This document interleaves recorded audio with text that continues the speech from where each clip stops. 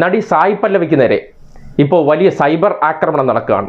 കാര്യം ഒരു നിലപാട് അവർ വിശദീകരിച്ചു എന്നുള്ളതാണ് അതിന് പ്രശ്നം. തെലുങ്കിലെ ഒരു യൂട്യൂബ് ചാനലിന് അവർ കൊടുത്തൊരു അഭിമുഖത്തിന്റെ ഭാഗമായി പശുവിനെ സംബന്ധിച്ച് 2 വാചകങ്ങൾ, കേവലം 27 സെക്കൻഡുള്ള ഒരു വാചകം പറഞ്ഞു പോയതിനെ അതിനെ വിശദീകരിച്ച് അവർ അതിൽ പറയുന്നുണ്ടെങ്കിലും ഈ പശുവിനെ കുറിച്ച് അവർ സ്പെസിഫൈ ചെയ്ത് പറയുന്ന ഒരു 27 സെക്കൻഡ് മാത്രം അതിൽ നിന്ന് അടർത്തിയെടുത്ത് ഒരു വിവാദം സൃഷ്ടിച്ച് അവർക്കെതിരെ സൈബർ അറ്റാക്ക് നടത്തി നോക്കി.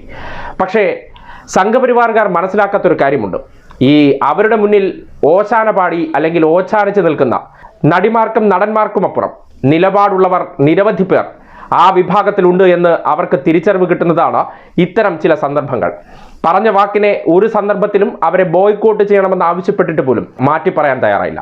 അതാണ് ഒരു വ്യക്തിയുടെ നിലപാട്, അന്തസ് എന്ന് പറയുന്ന കാര്യം. ഏകദേശം 11,000-ഓളം ട്വീറ്റുകളാണ് ഇവർക്കെതിരെ രംഗത്ത് വന്നത്. ബോയ്ക്കോട്ട് സായി പല്ലവി, ബോയ്ക്കോട്ട് സായി പല്ലവീസ് ഫിലിംസ് എന്നൊക്കെ പേരിൽ പലതരത്തിലുള്ള ട്വീറ്റുകൾ പുറത്തു വന്നു. പക്ഷേ അതുകൊണ്ടൊന്നും ഈ നിലപാടുകളുടെ കനൽത്തറയിൽ നിൽക്കുന്നവർക്ക് ചാഞ്ചല്യം ഉണ്ടാകണമെന്നില്ല. അതിൻ്റെ ഒരു പ്രതീകമായിട്ടാണ് അവർ മാറുന്നത്. അവർ കൃത്യമായി പറഞ്ഞ വാക്കുകളിൽ ഉറച്ചു നിന്നു, മാറാൻ സൗകര്യപ്പെടില്ല എന്ന് പറഞ്ഞു. അവർ അത് സംബന്ധിച്ച് താൻ പറഞ്ഞ നിലപാടുകളെ വിശദീകരിച്ചുകൊണ്ട് ചിലർ അതിനെ തെറ്റിദ്ധരിപ്പിച്ചു എന്ന തരത്തിൽ രണ്ടാമതും ഒരു അഭിപ്രായ പ്രകടനം തൻ്റെ വീഡിയോയിലൂടെ നടത്തി. അതിൽ നിന്ന് അവർ കൃത്യമായി പറഞ്ഞു വയ്ക്കാൻ ആഗ്രഹിക്കുന്ന ഒരു കാര്യമുണ്ട്, താനൊരു ന്യൂട്രൽ ചിന്താഗതിക്കാരിയാണെന്നുള്ളത്. ആ നിലയ്ക്ക് അവർ ആ വീഡിയോയിൽ പറയുന്നത് വളരെ കൃത്യമായിട്ടുള്ള കാര്യങ്ങളാണ്. I think this will be the first time that I'll be thinking twice before I speak my heart, because I'm anxious that my words might be misinterpreted. So forgive me if I take a while longer than usual to communicate my thoughts. And I'd like to do this in English. In a recent interview, I was asked if I was a supporter of the left or the right wing, and I clearly stated that I believe I'm neutral, and we need to be good human beings first before we identify ourselves with our beliefs, and that the oppressed need to be protected at any cost. So further into the interview, I went on to elaborate on how I look at things, and I had quoted 2 references which had a huge impact on me and which left me traumatized for days. In fact, after I watched the film The Kashmir Files, I had the opportunity to speak with the director, and this was 3 months ago. I remember telling him that I was disturbed seeing the plight of the people at that time, and being someone that I am, I would never belittle tragedy like the genocide and the generations of people who are still affected by it. Having said that, I can never come to terms with the mob lynching incident that had taken place during our COVID times, because I remember seeing that video and being shaken for days. I believe that violence in any form is wrong, and violence in the name of any religion is a huge sin. So this is all that I intended to say, and that's all. But it was very disturbing to see that many people online justified the mob lynching incident, and I don't think any of us have the right to take another person's life.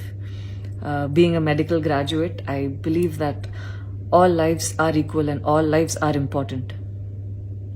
And I hope a day doesn't come when a child is born and he or she is scared of his or her identity, and I pray that we're not heading towards that, at least. 14 years of my life, my school life, I remember every day going to school and chanting, all Indians are my brothers and sisters, I love my country and I'm proud of its rich and varied heritage. So maybe it went so deep into my head, and we as children would never differentiated each other based on culture or caste or religion. So anytime I speak, it comes from a very neutral ground, and I was very surprised to see that whatever I had spoken was taken in a completely different way. And it was also very upsetting to see that a lot of prominent personalities and websites had carried a snippet from the previous interview that I had given, even without seeing the complete interview or the genuinity behind what was said.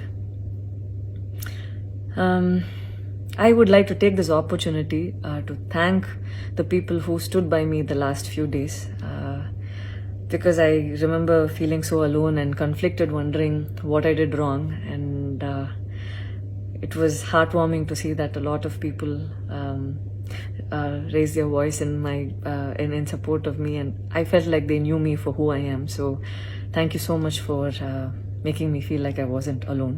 South ഇന്ത്യയിൽ വളരെ പ്രശസ്തി ആർജിച്ച ഒരു നടിയാണ് സായി പല്ലവി. കാര്യം അവരുടെ നിലപാട് കൊണ്ട് തന്നെയാണ്. കോസ്റ്റ്യൂംസിലൂടെയൊക്കെ ശ്രദ്ധ ആകർഷിച്ച നടിമാർക്ക് വിരുദ്ധമായി അവർ 2 കോടി രൂപയുടെ ഒരു ഫെയർനെസ് ക്രീമിന്റെ പരസ്യത്തിൽ നിന്ന് പോലും അഭിനയിക്കാൻ തയ്യാറാകാതെ മാറി നിന്നുകൊണ്ട് വാർത്തകളിൽ ഇടം പിടിച്ചൊരു താരം കൂടിയാണ്. മേക്കപ്പ് ഇല്ലാത്ത ഒരു ആർട്ടിസ്റ്റായിട്ട് അവർ അഭിനയിക്കാൻ തയ്യാറാകുന്നു. സ്വന്തം രൂപം എന്താണോ അത് പ്രദർശിപ്പിക്കാനും അവർ തയ്യാറാകുന്നു എന്നുള്ളതാണ് അവരുടെ ഒരു സവിശേഷത എന്ന് പറയുന്നത്. ഇത് ആദ്യമായിട്ടല്ല നിലപാടുകളുള്ള സ്ത്രീകൾ ആക്രമിക്കപ്പെടുന്നത്. ഈ പൊതുവെ സ്ത്രീ സങ്കല്പം എന്ന് പറഞ്ഞാൽ സംഘപരിവാറുകാർക്ക് അവരുടെ മുന്നിൽ മുട്ടുമടക്കി ഓച്ചാനിച്ച് നിൽക്കുന്നവരാണ്. അതായത് എതിർവാക്കില്ലാതെ അവരുടെ മുന്നിൽ നിൽക്കുന്നവർ അവരാണ് സ്ത്രീകൾ. തിരിച്ച് പുരുഷനെ എതിർത്താൽ അല്ലെങ്കിൽ പുരുഷ മേൽക്കോയ്മ ഇവിടെ നിർമ്മിച്ചിരിക്കുന്ന പല വസ്തുക്കളെയും അല്ലെങ്കിൽ പലതരത്തിലുള്ള അലിഖിത നിയമങ്ങളെയും പൊളിച്ചെഴുതുകയോ അതിനെതിരെ നിലപാട് സ്വീകരിക്കുകയോ ചെയ്താൽ അവർ മോശക്കാരാണെന്നാണല്ലോ ഇവരുടെ ഒരു പൊതുവയ്പ്. ആ വയ്പ്പിനപ്പുറത്തേക്ക് പോകാൻ ശേഷിയുള്ള ആർജവമുള്ള തൻ്റെ ഇടമുള്ള ഒരു സ്ത്രീയാണെന്നും സായി പല്ലവി തെളിയിച്ചിരിക്കുകയാണ്. ഇത്രയും വലിയ കോലാഹലങ്ങളൊക്കെ ഉണ്ടാക്കിയിട്ടും അവർ പറഞ്ഞ വാക്കിൽ നിന്ന് 1 ഇഞ്ച് പിന്നോട്ട് ഇതുവരെ പോയിട്ടില്ല. അതുകൊണ്ട് തന്നെയാണ് പറയുന്നത്, നിങ്ങൾ ഓലപ്പാമ്പ് കാണിച്ചാൽ പേടിക്കുന്നവരല്ല മതേതര ഇന്ത്യയിലെ ഭൂരിഭാഗം പേരുമെന്ന് സംഘപരിവാറുകാർ മനസ്സിലാക്കുക. നിങ്ങൾ കശ്മീർ പണ്ഡിറ്റിന് വേണ്ടി കണ്ണീരൊഴുക്കുമ്പോൾ, നിങ്ങൾ ദളിതനെ തല്ലിക്കൊല്ലുന്നതും നിങ്ങൾ ന്യൂനപക്ഷ വിഭാഗക്കാരെ തല്ലിക്കൊല്ലുന്നതും നിങ്ങൾ മാംസത്തിന്റെ പേരിൽ പച്ചയായ മനുഷ്യനെ ഓട്ടിച്ചിട്ട് കത്തിച്ചു കളയുന്നതും പോരാത്തതിന് ബലാത്സംഗത്തിനിരയായ സ്ത്രീകളെ തെളിവുകൾ പോലും അവശേഷിപ്പിക്കാതെ ഇല്ലായ്മ ചെയ്ത് കളയുന്ന നിരവധി സംഭവങ്ങൾ ഈ രാജ്യത്ത് പതിവുകൾക്ക് വിപരീതമായി സംഭവിച്ചു. അതുകൊണ്ടാണല്ലോ ഇതെല്ലാം വലിയ വാർത്താ പ്രാധാന്യം നേടുന്നത്. ആ നിലയ്ക്ക് അങ്ങനെയൊക്കെ കാട്ടി ഭീഷണിപ്പെടുത്തിയാൽ അതിന് വഴങ്ങുന്നവരല്ല. അവാർഡുകൾക്കും നിങ്ങൾ കൊടുക്കുന്ന കുറേ പ്രശസ്തി പത്രങ്ങൾക്കും അപ്പുറം അതൊന്നും വേണ്ട, സ്വന്തം കഴിവുകളിൽ വിശ്വസിച്ച് തൻ്റെതായ ഇടം അങ്ങനെ കണ്ടെത്താമെന്ന് ചിന്തിക്കുന്നവരും ഈ നാട്ടിലുണ്ട്. അതിന് പറയുന്ന പേരാണ് ആർജവമുള്ള നട്ടലിന് ഉടമയുള്ളവർ എന്നുള്ളത്. അതിന് ഒരു ഏറ്റവും ഒടുവിലത്തെ ഉദാഹരണമായി മാറുകയാണ് സായി പല്ലവി. ഇതിന് തൊട്ടു മുൻപും നിഖില വിമൽ എന്നൊരു നടിക്കെതിരെ നിങ്ങൾ ഇതുപോലെ പശുവിന്റെ പേരിൽ സൈബർ ആക്രമണം നടത്തി. അവരും വളരെ കൃത്യമായിട്ടാണ് പറയുന്നത്, എന്തുകൊണ്ട് കോഴിക്ക് കിട്ടാത്ത നീതി പശുവിന് കൊടുക്കണമെന്നുള്ളൊരു ചോദ്യം. എല്ലാം അവർ കഴിക്കും, അതിനെന്താ പ്രശ്നം? ഇവിടെ ആർക്കെങ്കിലുമൊക്കെ ബുദ്ധിമുട്ടുണ്ടെങ്കിൽ അവരാണ് അത് സംബന്ധിച്ച് പരിഹാരം ഉണ്ടാക്കേണ്ടത്. ബുദ്ധിമുട്ടില്ലാത്തവരുടെ തോളിൽ കയറാൻ ചെന്ന് കഴിഞ്ഞാൽ അങ്ങ് സമ്മതിച്ചു തരാനൊന്നും പറ്റത്തില്ല. നിങ്ങൾ ഇനി എത്ര ആടി പൊടിച്ചാലും ഇവിടെ ഒരു വലിയ വിഭാഗം ജനങ്ങളുണ്ട്. അതുകൊണ്ടാണല്ലോ നിങ്ങൾക്ക് ഇപ്പോഴും രാജ്യത്ത് വോട്ട് ശതമാനത്തിന്റെ പേരിൽ ഭൂരിപക്ഷമില്ല. നിങ്ങൾ ഭൂരിപക്ഷം എന്ന് കരുതുന്നത് നിങ്ങളുടേതായ പർച്ചേസിംഗ് രാഷ്ട്രീയത്തിനപ്പുറം നിങ്ങൾ ഇങ്ങനെയൊക്കെ എത്ര കൊലവിളി നടത്തിയാലും ഭീഷണിയുടെ സ്വരമുയർത്തിയാലും നട്ടല് വളയ്ക്കാത്ത വലിയൊരു ജനസമൂഹം അത് ഏത് മേഖലയിലായിക്കോട്ടെ ഉയർന്നു വരുന്നുണ്ട്, നിലനിൽക്കുന്നുണ്ട് എന്നുള്ള തിരിച്ചറിവാണ് സായി പല്ലവിമാരിലൂടെ നിങ്ങൾക്ക് ലഭിക്കുന്നു എന്ന് തിരിച്ചറിഞ്ഞോളൂ.